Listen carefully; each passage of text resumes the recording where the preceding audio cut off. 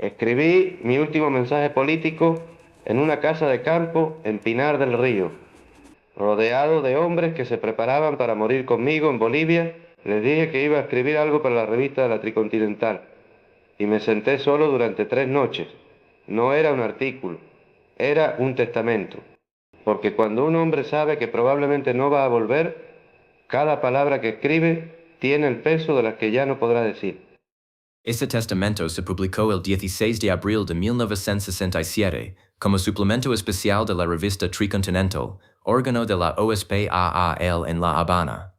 Llevaba un título largo, Mensaje a los pueblos del mundo a través de la Tricontinental, pero contenía una sola idea, condensada en 7 palabras que estallaron como una granada en las cancillerías de medio mundo. Crear 2, 3, muchos Vietnam. Cuando esas palabras llegaron a los periódicos, Ernesto Guevara llevaba 5 meses escondido en las montañas de Bolivia, enfermo de asma, sin medicinas, liderando a 45 hombres que el mundo había olvidado. 6 meses después estaría muerto, ejecutado en una escuela rural por un sargento que no podía sostener el rifle sin temblar. Pero el mensaje sobrevivió al mensajero. Para entender por qué, hay que retroceder a enero de 1966, cuando el tercer mundo intentó organizarse bajo un mismo techo. Del 3 al 15 de enero de 1966, 500 delegados de 82 países se reunieron en el Teatro Chaplin de La Habana. La idea era unir las luchas anticoloniales de 3 continentes en un solo frente. Estuvieron Fidel Castro, Salvador Allende, Amílcar Cabral de Guinea-Bissau, el presidente designado de la conferencia, el marroquí Mehdi Ben Barka, había sido secuestrado y asesinado en París 2 meses antes. Su silla vacía presidió cada sesión como una advertencia. Y aquella conferencia nació la OSPAAA y una revista, Tricontinental, que necesitaba un primer texto que le diera peso. Osmani Cienfuegos, secretario general de la organización, sabía exactamente a quién pedírselo. Osmani me pidió un artículo para el primer número de la revista, me lo pidió en Pinar del Río, mientras yo entrenaba con los hombres que irían a Bolivia. Le dije que sí, pero lo que escribí no fue un artículo académico ni un análisis frío, fue un grito calculado, sí, con datos y argumentos, pero un grito porque yo sabía que iba a ser lo último que dijera en público y quería que cada palabra quemara. Lo escribió a principios de septiembre de 1966. El texto abre con una referencia precisa. Ya se han cumplido 21 años desde el fin de la última conflagración mundial. La capitulación japonesa fue el 2 de septiembre de 1945. 21 años exactos. Guevara no dejaba nada al azar. El texto tenía 3 ejes. El primero era Vietnam. Guevara describió lo que el pueblo vietnamita estaba soportando: bombardeos sobre el norte, guerra de exterminio en el sur, resistencia casi sin defensas contra la mayor maquinaria militar del planeta. Pero no lo hizo para elogiar, lo hizo para acusar al resto del mundo de cobardía. Escribí que la solidaridad del mundo progresista con el pueblo de Vietnam tenía algo de la amarga ironía del público romano en los circos. Deseaban éxito al gladiador, pero no hacían nada por salvarlo. Todo el mundo aplaudía a Vietnam. Todo el mundo condenaba a los yanquis, pero nadie movía un dedo. Los soviéticos enviaban armas, sí, pero no las suficientes. Los chinos gritaban consignas, pero no entraban en la guerra. Y yo pregunté lo que nadie quería preguntar.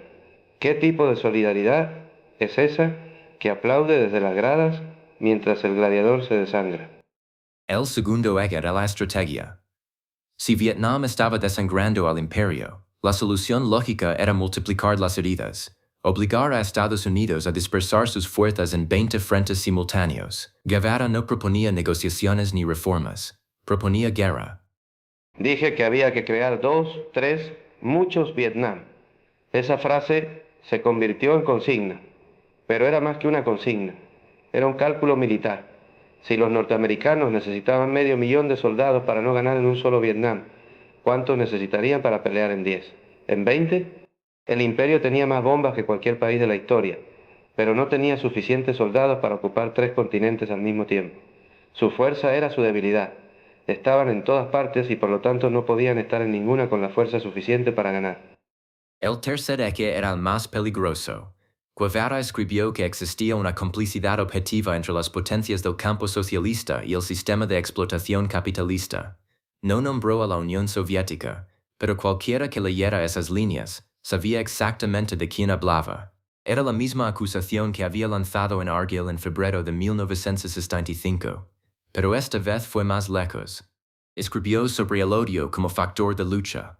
Un odio intransigente al enemigo que impulsa más allá de las limitaciones naturales del ser humano y lo convierte en una efectiva, violenta, selectiva y fría máquina de matar. Cuando esas líneas se publicaron, los intelectuales europeos sintieron un escalofrío. Ese no era el guerrillero fotogénico de la boina. Era un hombre que hablaba de convertir seres humanos en máquinas de matar y lo decía sin pestañear. Sabía que esas palabras iban a incomodar, pero no las escribí para intelectuales parisinos que leían sobre la revolución desde cafés con calefacción. Las escribí para campesinos guatemaltecos que habían visto a sus hijos asesinados por escuadrones de la muerte. Las escribí para mineros bolivianos que tosían sangre a los 30 años. Cuando le han matado a un hijo, el odio no es una teoría, es oxígeno. Y al final del texto, la frase que selló todo. Guevara escribió sobre el internacionalismo proletario, sobre ejércitos proletarios internacionales donde la bandera bajo la que se lucha sea la causa sagrada de la redención de la humanidad. Dijo que era tan glorioso morir bajo la bandera de Vietnam como bajo la de Venezuela, de Guatemala, de Laos, de Guinea, de Colombia, de Bolivia, y al nombrar Bolivia, sin que nadie lo supiera todavía, estaba nombrando su propia tumba. El mensaje fue entregado a Osmani Cienfuegos.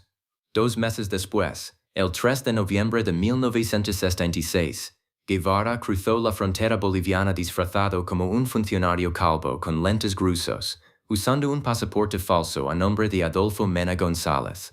El hombre que acababa de llamar a la guerra total contra el imperialismo, entró al país donde moriría vestido como un burócrata. Llegué a Bolivia con 17 cubanos. Habíamos comprado una finca de 3.000 acres cerca de Ñancahuazú, en el sureste, por $2.500. Desde ahí lanzaríamos la revolución continental. El plan era claro en mi cabeza. Lo que no estaba claro era si la realidad pensaba cooperar. La realidad no cooperó. El 31 de diciembre de 1996, Mario Monge, secretario general del Partido Comunista Boliviano, llegó al campamento. Exigió el mando político y militar total. Guevara se negó. Monge dio un ultimátum a los guerrilleros bolivianos. Él o el argentino. Todos se quedaron con Guevara. Monge se fue, y el Partido Comunista retiró todo apoyo. Monge quería mandar la guerra sin haber peleado jamás una guerra. Le ofrecí la dirección política, pero la dirección militar era innegociable. La guerrilla la gana o la pierde el comandante en el campo, no un burócrata en La Paz firmando comunicados. Cuando se fue, supe que estábamos solos, completamente solos. Entonces empezó la cacería. 2 desertores vendieron sus rifles en Camiri y le contaron todo a la policía. Tania, la agente de enlace urbano, dejó su jeep abandonado con cuadernos que contenían toda la red de contactos clandestinos. La policía desmanteló en semanas lo que había costado meses construir. En marzo, la primera emboscada exitosa, 7 soldados muertos, 14 capturados. Pero después, cada mes fue peor, los campesinos bolivianos no se sumaban. La reforma agraria del gobierno les había dado tierras. No querían revolución. Guevara estaba peleando una guerra popular sin pueblo. Escribí en mi diario cosas que nunca habría dicho en voz alta. Que la situación era difícil, que los campesinos nos evitaban, que el asma me estaba matando y las medicinas se habían acabado, que comíamos lo que encontrábamos, que la moral era baja. Pero también escribí que no había alternativa, que retirarse era morir de otra manera, una muerte peor, la del hombre que abandona lo que cree. Mientras Guevara agonizaba en las montañas, su mensaje explotó en el mundo. El 16 de abril de 1967, la OSPAAL lo publicó como suplemento especial. El texto fue reproducido en periódicos de París, Tokio, El Cairo, Buenos Aires. Crear 2, 3, Muchos Vietnam se pintó en muros de universidades de Berkeley a Berlín. Regis Debray, que había visitado a Guevara en Bolivia semanas antes y estaba ahora preso, se convirtió en símbolo de la causa. Pero el hombre que había escrito esas palabras ya no podía leerlas. La guerrilla había perdido contacto radial con Cuba. Guevara no sabía que su mensaje se había publicado. Estaba en una selva comiendo lo que encontraba, sufriendo ataques de asma sin un solo inhalador, viendo morir a sus hombres uno por uno. El 31 de agosto, el golpe más devastador. Una columna de 8 guerrilleros, la mejor que tenía, cayó en una emboscada en Vado del Yeso. Murieron todos, entre ellos Tania. Guevara anotó en su diario que fue uno de los golpes más duros de la campaña. De los 45 combatientes originales quedaban 25, después 20, después 16. En los últimos días ya no escribía sobre estrategia en mi diario. Escribía sobre comida, sobre botas rotas, sobre municiones que se acababan, sobre hombres que no podían caminar. La revolución continental se había reducido a un grupo de hombres hambrientos buscando agua en una quebrada. Pero incluso ahí, incluso en eso, había algo que no podían quitarnos, la decisión de no rendirnos. Eso era nuestro, lo único que nos quedaba.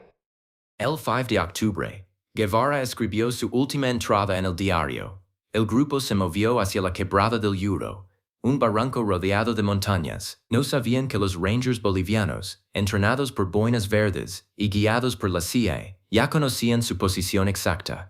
El 8 de octubre, al amanecer, los Rangers hicieron contacto. El combate duró 4 horas. Guevara recibió un disparo en la pantorrilla y su rifle quedó inutilizado. Lo capturaron vivo. Cuando le preguntaron quién era, respondió: "Soy Che Guevara". Lo llevaron a la escuela de la higuera, un pueblo de adobe y polvo. Lo sentaron en el suelo de un aula vacía. Las paredes tenían restos de lecciones de aritmética escritas con tiza. Félix Rodríguez, operativo de la CIA que operaba bajo nombre falso, habló con él durante 2 horas. Le preguntó sobre Cuba, sobre el Congo. Guevara respondió a todo con la calma de un hombre que ya había aceptado lo que venía. A la mañana siguiente, el 9 de octubre, llegó la orden del alto mando boliviano. El general Ovando la transmitió directamente. El presidente René Barrientos la había autorizado. Era una sola palabra: ejecutar. No voy a inventar lo que pensé en esas horas finales, pero sé lo que sabía, que morir peleando era parte del pacto que había firmado conmigo mismo cuando subí a la Sierra Maestra, que un revolucionario acepta la muerte como posibilidad desde el primer día, y que lo que yo había escrito en el mensaje a la Tricontinental sobre morir bajo cualquier bandera no era retórica, era un compromiso. Bolivia era la bandera que me tocó. Enviaron al sargento Mario Terán. Entró al aula donde Guevara estaba sentado en el suelo, con la pierna herida, la barba enmarañada. Terán contaría después que en ese momento Guevara le pareció enorme, inmenso, que sus ojos brillaban con una intensidad insoportable. El rifle le temblaba en las manos. Guevara lo miró y le dijo las últimas palabras que pronunciaría: "Póngase sereno y apunte bien. Va a matar a un hombre". Terán retrocedió, cerró los ojos y disparó. Eran la 1:10 de la tarde del 9 de octubre de 1967. Ernesto Guevara tenía 39 años. Su cuerpo fue trasladado a Valle Grande y exhibido sobre una pileta de cemento del Hospital Señor de Malta, los ojos abiertos, la barba oscura, el torso desnudo. Le cortaron las manos para confirmar su identidad. Lo enterraron en una fosa sin nombre junto a la pista del aeropuerto. Pero el mensaje no se enterró con él. Los pósters de la OSPAL con la imagen del Che se distribuyeron en más de 80 países. Mayo del 68 en París llevó su rostro en las barricadas. Los Tupamaros en Uruguay, el MIR en Chile, los montoneros en Argentina citaron el mensaje como texto fundacional. El hombre había muerto en una escuela de adobe. El texto seguía peleando. A veces me pregunto si valió la pena. No mi muerte, que es lo de menos, sino el mensaje. Si esas palabras encendieron algo real o solo alimentaron la ilusión de que la voluntad puede derrotar a los tanques. Pero después pienso en algo que escribí en ese texto y que nadie cita tanto como la frase de los Vietnam. Toda nuestra acción es un grito de guerra contra el imperialismo y un clamor por la unidad de los pueblos contra el gran enemigo del género humano, los Estados Unidos de Norteamérica. Y pienso que mientras ese enemigo exista, el grito sigue siendo necesario. No importa si el que gritó ya no está, importa que alguien escuche. 30 años después, en 1997, un equipo forense cubano-argentino desenterró sus restos de aquella fosa anónima. Los llevaron a Cuba. Lo enterraron en Santa Clara, la ciudad que Guevara había liberado en 1958. Pero la verdadera tumba de Ernesto Guevara no es un mausoleo con una estatua de bronce. Es un texto de 17 páginas escrito en una finca de Pinar del Río por un hombre que sabía que iba a morir y decidió que sus últimas palabras fueran un incendio. Ese incendio todavía no se apaga.